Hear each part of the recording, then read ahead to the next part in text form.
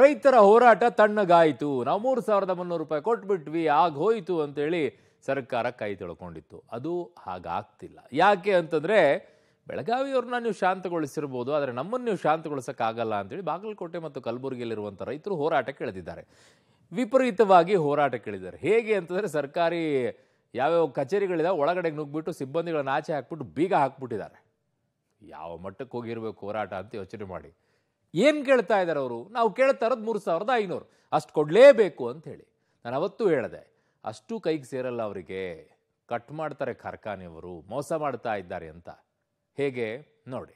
ತಣ್ಣಗಾಗದ ಕಬ್ಬು ಬೆಳೆಗಾರರ ರೋಷಾಗ್ನಿ. ಮುಧೋಳ ಅಫ್ಜಲ್ಪುರದಲ್ಲಿ ರೈತರ ಕಿಚ್ಚು. ಕುಂದಾನಗರಿಯಲ್ಲಿ ಶುರುವಾಗಿದ್ದ ಕಬ್ಬು ಬೆಳೆಗಾರರ ಕಿಚ್ಚು ಬಾಗಲಕೋಟೆ ಕಲಬುರಗಿಯಲ್ಲಿ ಇನ್ನೂ ಆರಿಲ್ಲ. ಬೆಳಗಾವಿಯಲ್ಲಿ ಕಬ್ಬು ಬೆಳೆಗಾರರ ರೋಷಾಗ್ನಿ ತಣ್ಣಗಾಗಿದ್ರೆ ಬಾಗಲಕೋಟೆಯೇ ಮುಧೋಳ ಕಲಬುರಗಿ ಜಿಲ್ಲೆಯ ಅಫ್ಜಲ್ಪುರದಲ್ಲಿ ಇನ್ನೂ ಶಾಂತವಾಗಿಲ್ಲ. ಎರಡೂ ಪಟ್ಟಣದಲ್ಲಿ ಕಬ್ಬು ಬೆಳೆಗಾರರ ಕದನ ಮುಂದುವರೆದಿದೆ. ಪ್ರತಿ ಟನ್ ಕಬ್ಬಿಗೆ 3,500 ರೂಪಾಯಿ ಬೆಲೆ ಬೇಕೇ ಬೇಕು ಅಂತ ರೈತರು ಪಟ್ಟು ಹಿಡಿದಿದ್ದಾರೆ. ಬಾಗಲಕೋಟೆ ಜಿಲ್ಲೆಯ ಮುಧೋಳದಲ್ಲಿ 3,300 ರೂಪಾಯಿ ಬೆಂಬಲ ಬೆಲೆಗೆ ಒಪ್ಪದ ಕಬ್ಬು ಬೆಳೆಗಾರರು 1 ಟನ್ ಕಬ್ಬಿಗೆ 3,500 ರೂಪಾಯಿ ಬೆಂಬಲ ಬೆಲೆ ನಿಗದಿಪಡಿಸುವಂತೆ ಹಾಗೂ ಹಿಂದಿನ ಬಾಕಿ ಹಣ ಪಾವತಿಸುವಂತೆ ಆಗ್ರಹಿಸಿ ಪ್ರತಿಭಟನೆಯನ್ನು ನಡೆಸುತ್ತಿದ್ದಾರೆ. ರೈತರ ಹೋರಾಟ ತೀವ್ರಗೊಳಿಸಿದ್ದು ಟನ್ ಕಬ್ಬಿಗೆ 3,500 ರೂಪಾಯಿ ಬೆಲೆ ಬೇಕೇ ಬೇಕು ಅಂತ ಪಟ್ಟು ಹಿಡಿದು ಕೂತಿದ್ದಾರೆ.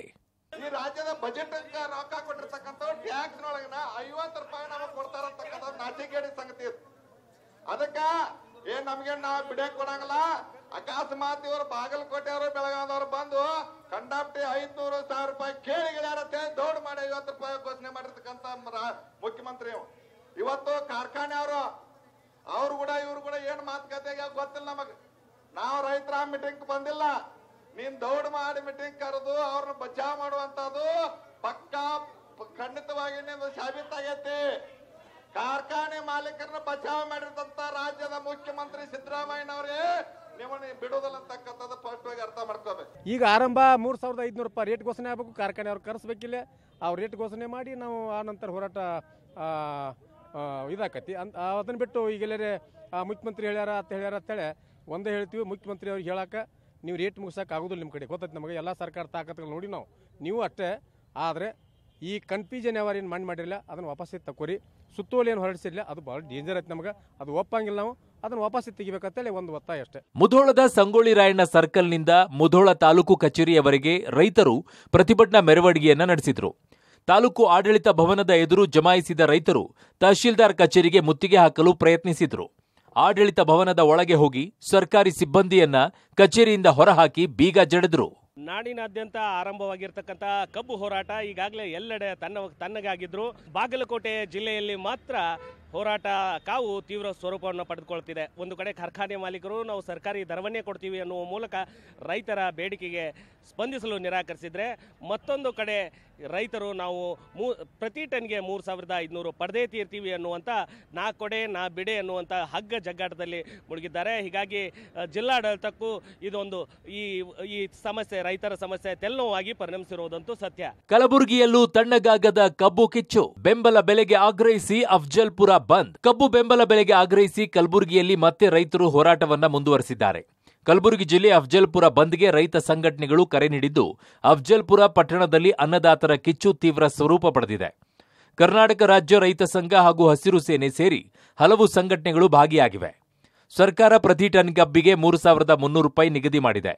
ಆದರೆ ಕಲಬುರಗಿ ಜಿಲ್ಲೆಯಲ್ಲಿ ಮಾತ್ರ 2,800 ಹಾಗೂ 2,900 ರೂಪಾಯಿ ನೀಡಲಾಗ್ತಾ ಇದೆ. ಜಿಲ್ಲಾಡಳಿತ ಮಧ್ಯಸ್ಥಿಕೆಯನ್ನ ವಹಿಸಿ ಸಕ್ಕರೆ ಕಾರ್ಖಾನೆ ಮಾಲೀಕರ ಜೊತೆಗೆ ಸಭೆಯನ್ನ ಮಾಡುತ್ತಿಲ್ಲ ಅಂತ ರೈತರು ಆಕ್ರೋಶವನ್ನ ವ್ಯಕ್ತಪಡಿಸಿದ್ದಾರೆ. ಕಬ್ಬಿಗೆ ಬೆಂಬಲ ಬೆಲೆ ಅಂದ್ರೆ 3,300 ರೂಪಾಯಿ ಪ್ರತಿ ಟನ್ಗೂ ಕೂಡ ನಿಗದಿ ಮಾಡಬೇಕು ಮತ್ತು ಕಬ್ಬಿನಲ್ಲಿ ಏನಂದ್ರೆ ಆ ಯಂತ್ರದಲ್ಲಿ ಆಗ್ತಾ ಇರುವಂತಹ ರೈತರಿಗೆ ಮೋಸವನ್ನ ಏನಾಗ್ತಾ ಇದೆ ಅದನ್ನ ಸರಿಪಡಿಸಬೇಕು ಅಂತ ಹೀಗೆ ಹಲವು ಬೇಡಿಕೆಗಳನ್ನು ಇಟ್ಟುಕೊಂಡು ಇವತ್ತು ಕಲಬುರಗಿ ಜಿಲ್ಲೆಯ ಅಫ್ಜಲ್ಪುರದಲ್ಲಿ ರೈತ ಸಂಘಟನೆಗಳು ಸುಮಾರು 20ಕ್ಕೂ ಹೆಚ್ಚು ರೈತ ಸಂಘಟನೆಗಳು ಈಗಾಗಲೇ ಬಂದ್ಗೆ ಕರೆ ಕೊಟ್ಟಿದ್ದು ಇಡೀ ಅಫ್ಜಲ್ಪುರ ಪಟ್ಟಣವನ್ನು ಈಗ ಸಂಪೂರ್ಣವಾಗಿ ಬಂದ್ ಮಾಡಲಾಗಿದೆ. ಅದೇ ರೀತಿಯಾಗಿ ಈ ಒಂದು ದೃಶ್ಯದಲ್ಲೂ ಕೂಡ ನೋಡ್ತಾ ಇದ್ದಾರೆ, ಅಫ್ಜಲ್ಪುರ ಪಟ್ಟಣದ ಅಂಬೇಡ್ಕರ್ ವೃತ್ತದಲ್ಲಿ ಸಾವಿರಾರು ರೈತರು ಶ್ರೀಗಳ ಅಂದ್ರೆ ಹಲವು ಜನ ಮಠಾಧೀಶರ ನೇತೃತ್ವದಲ್ಲಿ ಬೃಹತ್ ಹೋರಾಟವನ್ನು ಮಾಡ್ತಾ ಇದ್ದಾರೆ.